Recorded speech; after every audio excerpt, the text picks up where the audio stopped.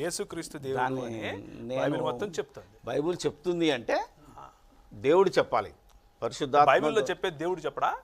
బైబిల్లో చెప్తుంది కదా. మరి ఇంకేంటి? ఆయన ప్రశ్నకు సమాధానం చెప్తాను చూడండి. చెప్తుండండి ఎక్కడెక్కడ చెప్తున్నాడు. రోమిలకు రాసిన పత్రిక 9వ అధ్యాయం 5వ వచనం ఏముంది ఇక్కడ? వాగ్దానములు వీరు, పితరులు వీరి వారు, శరీరమును బట్టి క్రీస్తు వీరిలో పుట్టిన. ఏ క్రీస్తుని గురించి అయితే మనుష్య కుమారుడు అని అంటున్నారో, మనుష్య కుమారుడు అని చెప్పుకున్నందుకు రాళ్లతో కొట్టే అంటున్నారో, ఆ క్రీస్తు గురించి అసలు అపోస్తలులు చర్చే చేయలేదు అని జాన్ గారు చెప్పారు. ఫోన్ చేసిన ఆయన కూడా ఏమంటున్నాడంటే, మీరు ఆయన చెప్పేది వినండి అన్నాడు. చెప్పేది వినడం కోసం ఇక్కడికి రాలేదు, మేము ప్రశ్నించడానికి ప్రశ్నించబడటానికి వచ్చాం కదా.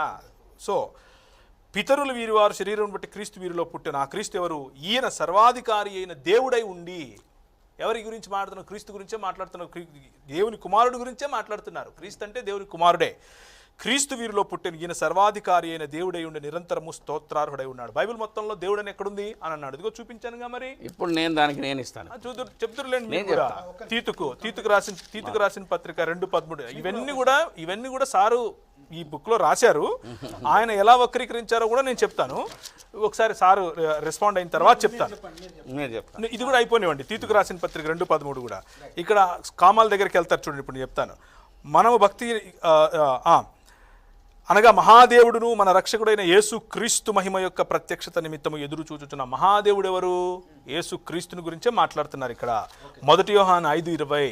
అలాగే ప్రకటన గ్రంథం మొదటి అధ్యాయం అల్ఫా ఒమేగా అని చెప్పుకున్న తర్వాత, అలాగే ప్రకటన గ్రంథం 21వ అధ్యాయం ఆయన మీద కాలు మీద పడి మొక్కినప్పుడు ఏ దూత అయితే నాకు మొక్కకూడదు అని అంటారో, అయ్యగారు ఏవైతే కోట్ చేశారో వాటిని తీసుకుంటున్నాను.